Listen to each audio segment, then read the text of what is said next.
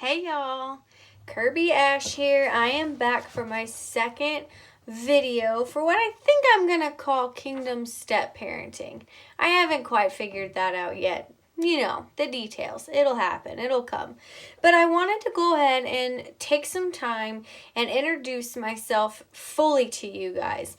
And when I mean fully, what I'm really saying is share my journey of what made me a stepmama, who made me a stepmama, and all of the crazy in between that we were just not expecting. Right? The how we met, the how it went for me and my stepson connecting right away, the warning signs that we saw, kind of early on that we maybe should fight for custody, and then the battle, right? If I can pack all of that into this video, that's what I'm gonna do. There probably will be other videos where I go more into detail about some of the battle aspects, and what that does to you emotionally and physically, honestly, and how it affects the relationships around you, especially the one with your husband or your significant other.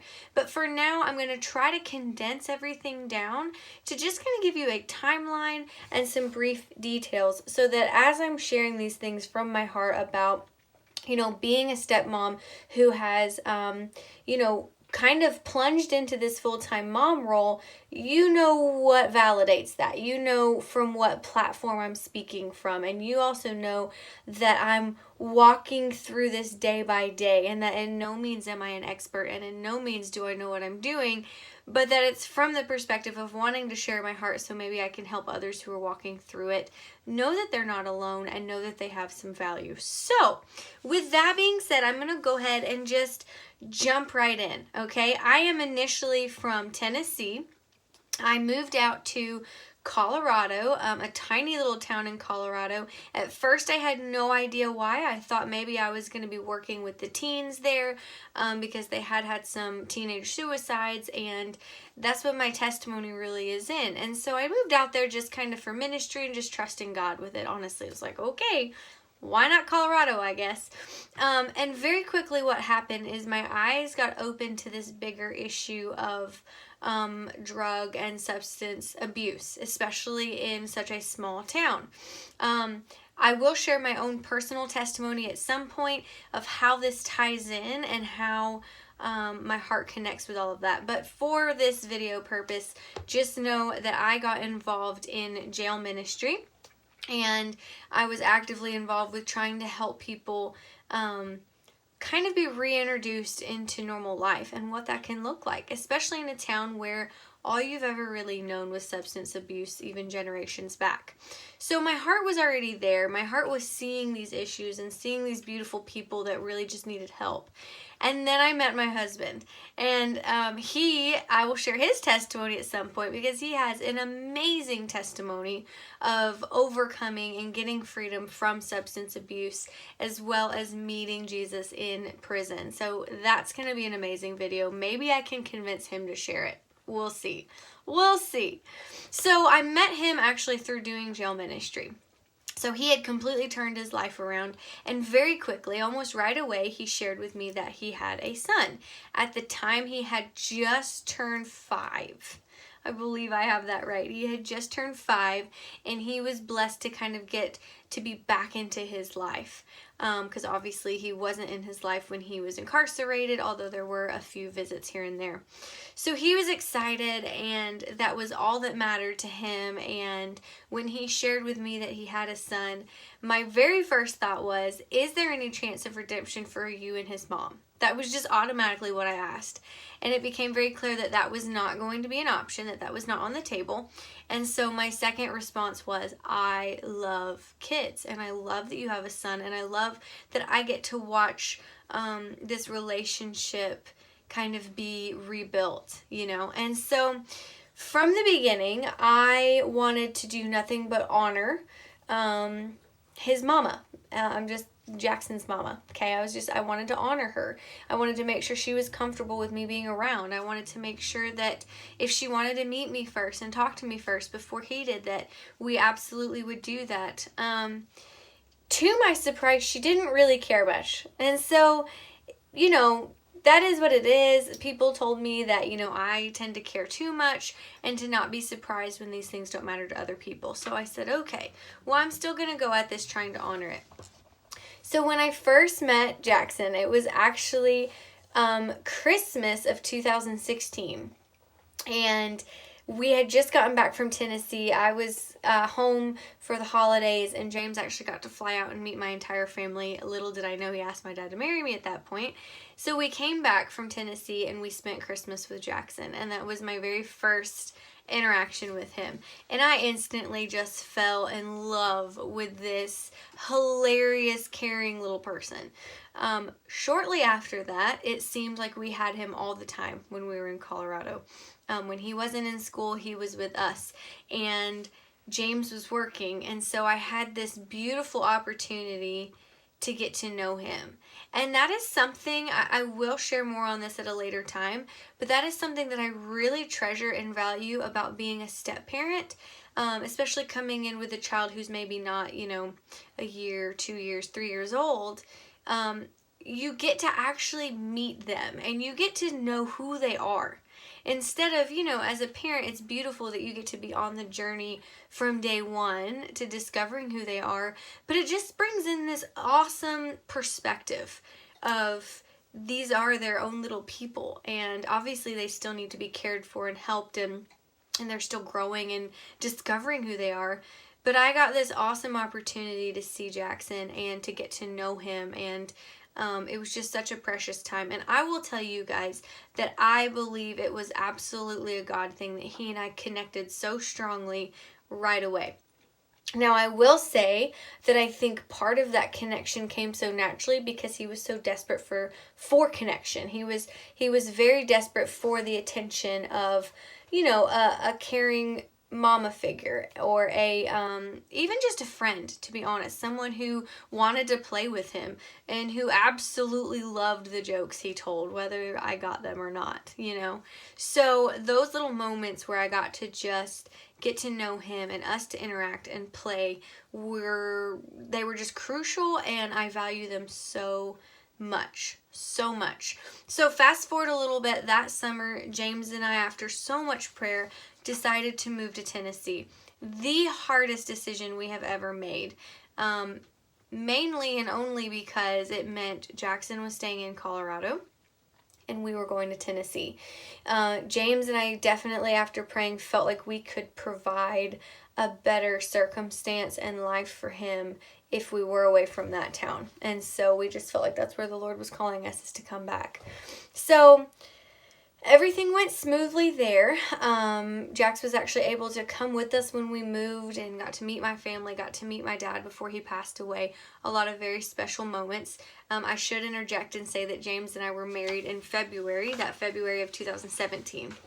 So, everything was going smooth there. The only kind of red flags I saw at that point were just things that were different than how I would do them, is what I was being told.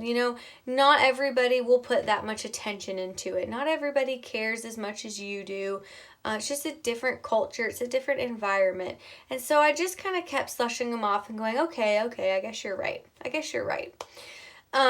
So after, I guess about 8 months or so, when it was time for us to get Jax for the summer, communication completely stopped with his bio mama, and we knew something was going on.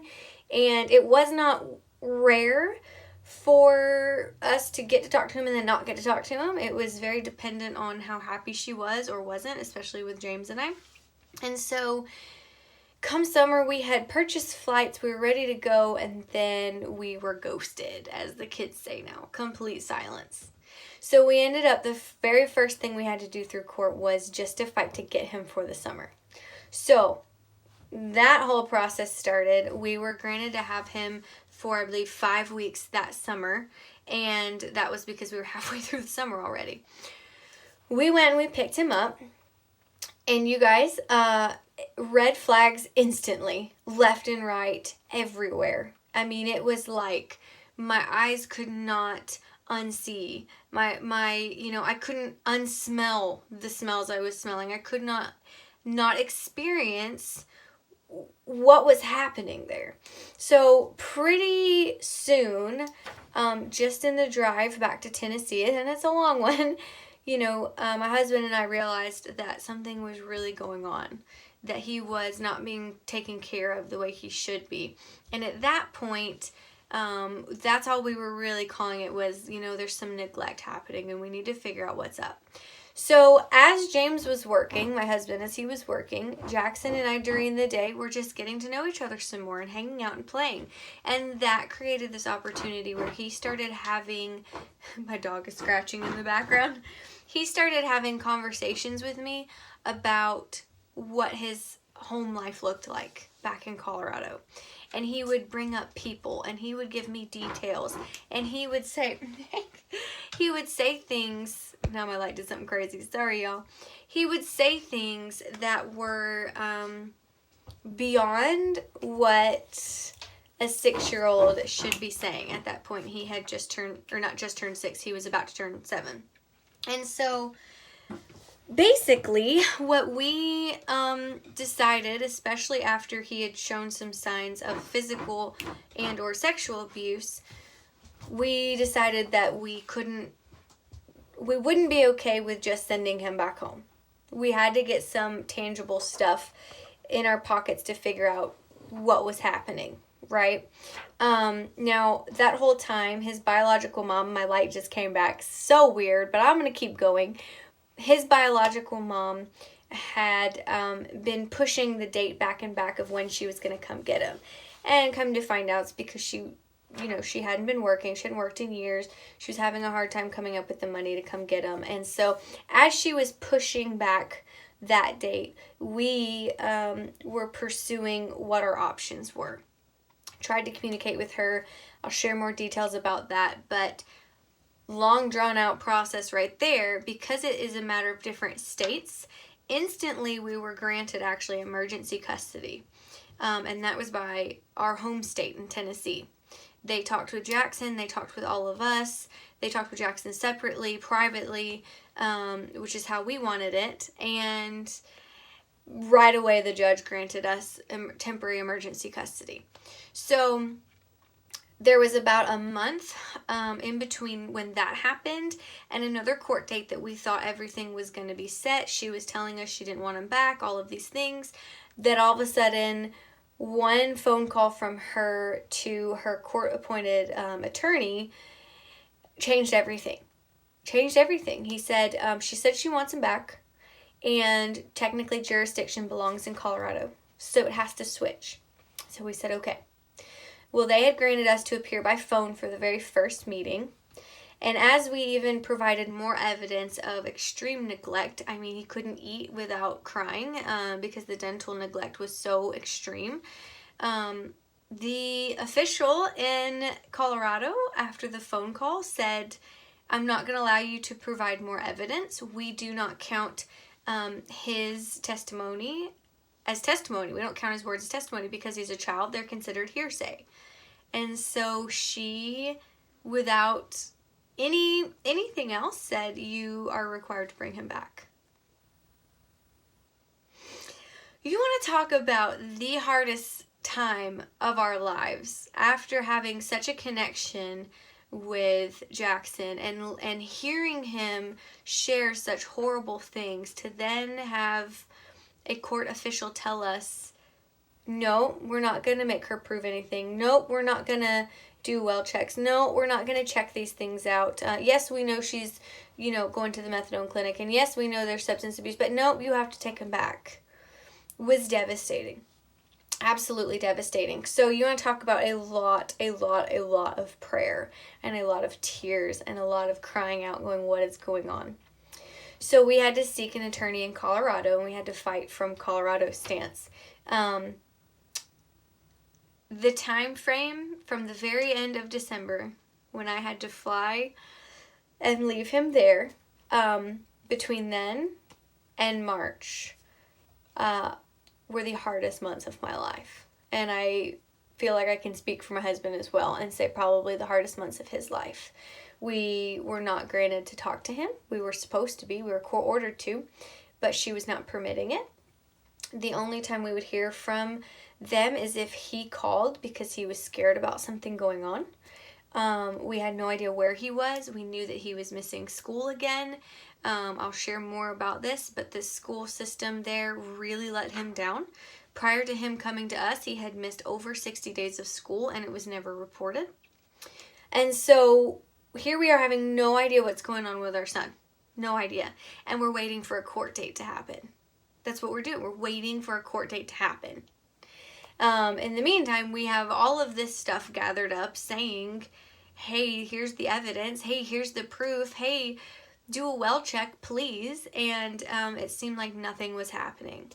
So March comes around and we're getting prepared to fly out to Colorado for our court date. And then we're learning that the magistrate overbooked us. So now our court date may not happen in March. It probably will happen in June. And we're thinking, that's another 2 to 3 months that we don't get to hear from our child. That's not okay. What's being done here? What's going on? James and I got to a point where we literally just surrendered it over to God and said, we don't know what's going on. We have to trust you're protecting him. I'm going to get emotional if I keep thinking about this, but we really had to lay it down. And in that moment, and I will share more about this later, but in that moment, we both felt very strongly that we were called to forgive everybody involved. Now, you want to talk about forgiving people who have done something to you and who have apologized or have left your life. That can be hard enough. To forgive someone and to forgive a system that is actively still hurting you and actively still keeping you away from your child is extremely difficult. It can only be done with the Lord's help. And I'm so grateful that God put it really on our hearts to do that. So we did. We laid it down. We surrendered. I mean, every minute we're having to surrender it, right? And we're just trusting. We just have to trust. What else is our option? I mean, short of we were ready just to fly out to Colorado just to be there. But, that probably wouldn't have been the smartest thing. So we're waiting. And in March, we get notified that his biological mama has been arrested. Now, we instantly are on a plane. We're on our way out there. Our attorney says, oh good, you're on your way. I'm going to file that you guys can have emergency custody again because we don't know what's going on. We don't know how long she's going to be locked up. So we get there. They grant our emergency custody. It comes full circle. We have emergency custody again.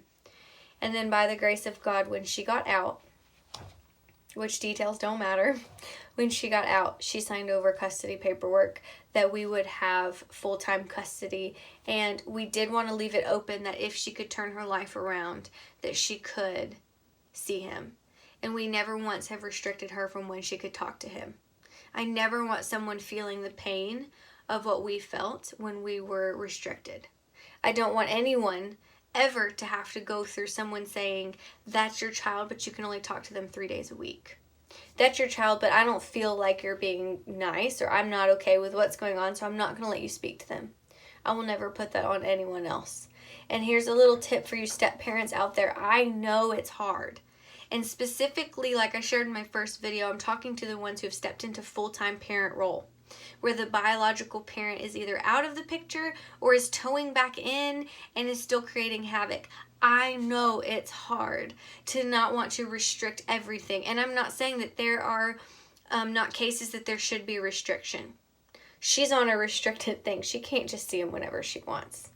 But to keep the door open for communication, I think is actually very valuable. And I will share more about that later. I know it's hard, but you're not alone. You can do it. So we get him. We bring him back to Tennessee. We're in Colorado for 3 days, and we come home with him. And we are just sobbing and rejoicing at how amazing God is. This process has drained us emotionally, physically, financially. You guys know. It's tough. It's tough. James and I had moments where we had to look at each other and say, you're not my enemy. You're not my enemy. What's going on? Let's get reconnected, reunited. We've got to be together on this. So this last summer has been when we've had him full time. And it has been amazing, and it has been challenging, and it has been the most incredible experience of my life, being 100% full-time mom. It's back to kind of how it was before. But the trauma has popped up. I have a beautiful stepson that I just call my son because that's what he is. that we have to walk through almost every single day, memories popping up and things popping up that were red flags in the beginning that now unfortunately we know are true. You know, we have to walk with him through the abuse that happened, the neglect that happened, the sexual abuse that happened. Praise God that those things popped up this summer. It could have been years from now. He just turned 8 years old. It could have been 14 years old until it finally, showed signs. Praise God it's happening now. But that's where we are. That's our story. Biological mom will every now and then want to pop back in the picture with a phone call. That's about it. That's about all we know. But our day-to-day life is that my husband is dad and that I am mom. So I went from having no biological kids to being a full-time mom to a beautiful child who now needs all of my heart and care for the trauma that he's coming out of. And he's handling it beautifully. God is so good, y'all. But this is real life. So when I share these videos and when I share some of the things later on, I just want you to know that they're coming from a real place, and they're coming from a relevant place. They're coming from a now place. There's not going to be many things that I share details on that have happened longer than just a couple months ago. If I get into the nitty-gritty about the custody battle, even that is still just about a year ago. It was a year ago in August that we were granted emergency custody here in Tennessee. And then it was almost a year of fighting to get him back. And y'all, I know we're blessed. I know sometimes it can be way longer process than that. But speaking to someone who has a child or a stepchild who has been in dangerous situations and traumatic environments, a year's way too long. Way too long. So I will share more details, but I just wanted you guys to know where my heart was, that I'm just walking this thing out right now. And when I talk about the ways that I believe God can come in and help us, I'm learning them as I'm walking them out, and I'm failing. I have failed so many times. I failed yesterday morning bad, and I'll get into that. I will. I'll share from those very real places. But what I'm going to reiterate is that it's not a place, it's not a video series to bash any biological parents. I believe that God can still restore and redeem, and we're hopeful for that. But now we're walking in a weird place of how do we believe and hope for that while protecting our child? It's tricky. It's tricky. So if you are walking through that or have experienced that, or you know someone who's walking through that, please share this video with them, or please continue to watch my videos. Not for my sake. I really could care less how many views watch this, except for the standpoint of you need to know and they need to know they're not alone. And maybe I've walked through some struggles that they're about to walk through. And maybe I can share some insight that will help them not stumble where I fell flat on my face. And maybe down the road, someone will comment on one of my videos and they'll have insight for me that I haven't hit yet. My hope is that from this unique place of being the stepmom who is full-time mom now, that we can realize that we can stand together in this, and the impact that we have been given over this child's life. And not only just the child, but the biological parents as well. So that's what I've got for you guys on this video. This one's a little bit longer because I wanted to share my story with it. But I just felt like you guys needed to get to know me and why I feel like I have this platform. I would love to get to know you too. If you have watched my videos, are you a step parent? Are you a biological mama? Do you know someone who is a step parent? Are one of your nieces and nephews technically step nieces and nephews? Let me know a little bit about you and what situation you're walking through. Let the world know that we're not alone in this, and that there are videos and there are groups and there is support systems out there for step parents that are not just about complaining about what we don't have and the struggles we have to go through. Y'all, there are real struggles, very real struggles, but we don't have to go through them feeling like the only way we can process them is in the name of venting. We can process through these things together while still being honoring. And that's my hope. That's my goal. And I'm speaking that out as vulnerability and for accountability as well. Call me out. If I say things that don't seem honoring, call me out. Send me an email. Leave me a comment. So that's all I got. I love you guys, whoever you are that's watching. If you feel comfortable reaching out, reach out. if you don't, just know that you are loved and know that you hold such a unique position in your stepchild's life. You can impact them in ways that no one else has been able to. You can get to know them in ways that no one else has been able to see them like that before. You carry so much value in their life.